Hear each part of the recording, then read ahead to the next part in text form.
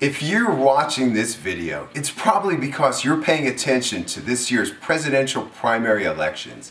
And if so, you're maybe confused and perhaps amused as ever before. I know I am. So, to understand the feelings that I'm having about the candidate that I'm currently supporting, and to figure out who I'm ultimately going to cast my ballot for, I thought I'd take a look at past elections to see what happened. And to do this pseudoscientific analysis, I'm going to pay homage to a video I once saw on the internet and make myself a graph. It's called the Electable Crazy Matrix. It's what a person who plans the vote in the next election needs to know. Who to take seriously so your vote will count when it comes time to cast that ballot. This is going to be fun. You have your electable access and you have your crazy access. Electability is as usual measured from a 0 to a 10. Crazy, however, is measured from a 4 to a 10 because, as everybody knows, anyone who runs for president is at least a 4 crazy.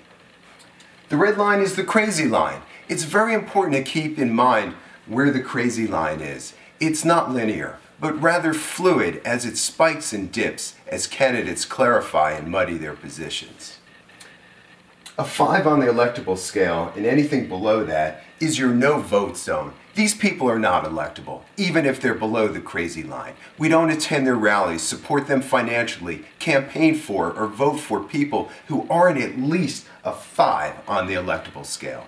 These are typically your early straw poll winners, or frontrunners like Michelle Bachmann, Rudy Giuliani, Herman Cain, or Newt Gingrich, or your dreamers like John Huntsman or Fred Thompson.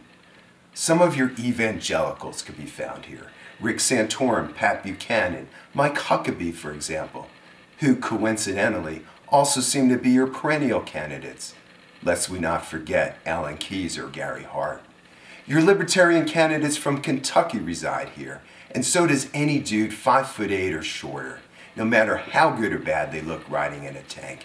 These people are just unelectable for president, so we don't vote here. We just rule these people out. Life will just be better this way. Now, above a 5 and below an 8 on the electable axis, and below the crazy line, is your maybe electable zone.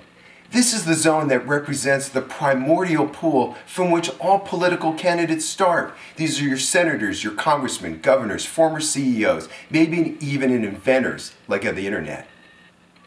This is a good time to tell you that this is not a static environment, because at any moment in time, any candidate you have previously located on this chart could vanish from that location and reappear just about anywhere else on the chart.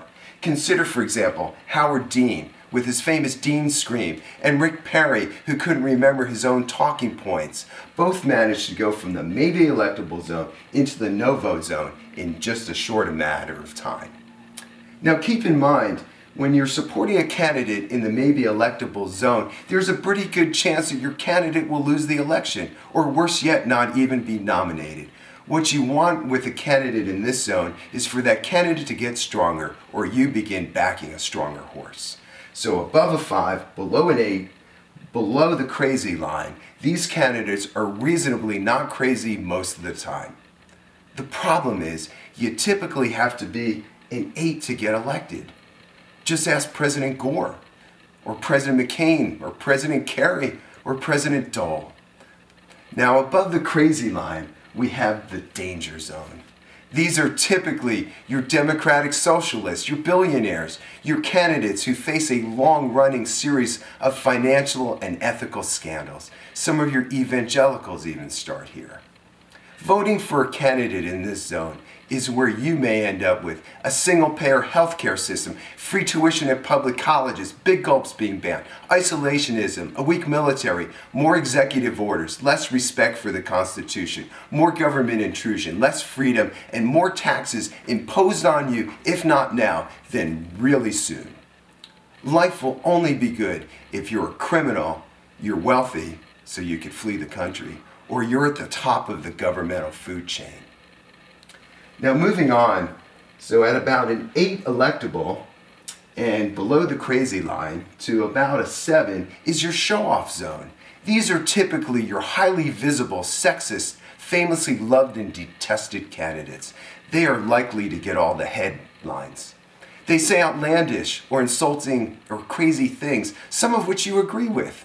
They lead the polls by wide margins in some places. You're infatuated with their appeal, with their charm, with their message of hope and change, or the anti-establishment rhetoric, or perhaps their ability to sing or play the sax on late-night TV. You split your time between being actively involved in their campaigns and recruiting your friends and family to do the same. Yet in the back of your mind, you question just how broad their appeal really is. And you wonder whether or not their presidential behavior and their divisiveness will just be a distraction from getting any significant work done. Now, above an 8 and below the show-off zone, and about the 5 to 7 on the crazy scale, is your presidential zone. If you find a candidate in this zone, you should consider supporting and voting for them. But keep in mind, this is not drawn to scale. It's rather a representation of that concept. This is where you'd find Ronald Reagan, or perhaps where Mitt Romney was in 2012 before he alienated 47% of this electorate. Above an 8 on the electable axis and below the presidential zone is the unicorn zone. These candidates don't exist. Enough said. So that, my friends, is your crazy electable matrix. And now that I have some reliable data from the past, I could use the graph to plot today's slate of candidates. Look for our next video coming out soon.